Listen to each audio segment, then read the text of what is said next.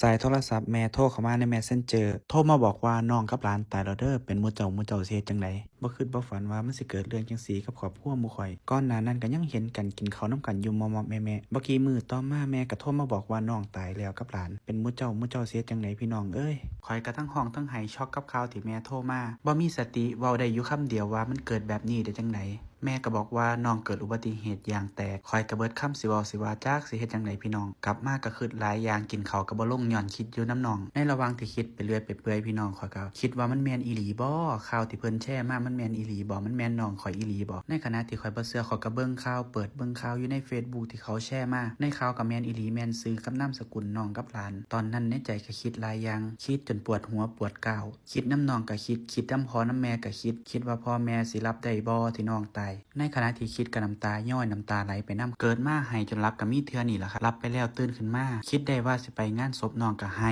อีกครับอาบน้ำก็ไห้อาบน้ำแล้วแต่งตัวก็ยืนไห้อยู่ครับกำลังสินั่งแก๊ปไปสนามบินก็ไห้อีกครับในระหว่างนั่งท่าขึ้นเครื่องอยู่ในเกียรก็นั่งไห้อยู่ครับไห้ชนิดแบบว่าขี้มูกขี้หูขี้ตาย้อยลงผมก็พยายามกั้นแล้วเด้ครับพี่น้องมันแต่ว่ามันกั้นบ่อยู่อีหลีทั้งนั่งไห้ทั้งอยากอายครับนั่งอยู่เทิงเครื่องบินก็นั่งไห้อีกครับแนมไปเห็นก้อนเมฆก็เห็นหน้าน้องก็นั่งไห้อีกครับเอาเป็นว่าไห้จนสุดทางเห็นหน้าพ่อแม่ก็ไห้อีกมันบ่ฮู้ว่าสิอธิบายจังไดครับการที่ครอบครัวผมเสียน้องไปอย่างกระทันหันมันก็เป็นครูสอนผมว่าตื่นขึ้นมามีลมหายใจจังว่ายังไผที่มีกันอยู่ก็ดูแลกันดีๆเด้อครับจะได้บ่ต้องมานั่งเสียดายว่าลูกงี้ดูแลกันให้มันดีกว่าลูกงี้บอกฮักมันดีกว่าบ่ต้องมานั่งเสียดายคือครอบครัวผมเว้าขึ้นมาก็ยังเสียใจบ่ทันเซาอยู่ครับได้แต่คิดว่าชีวิตน้องกำลังไปได้ดีเป็นหยังต้องมาเจอเรื่องจังซี่นำคิดแล้วก็จุกก็แค้นอยู่ในอก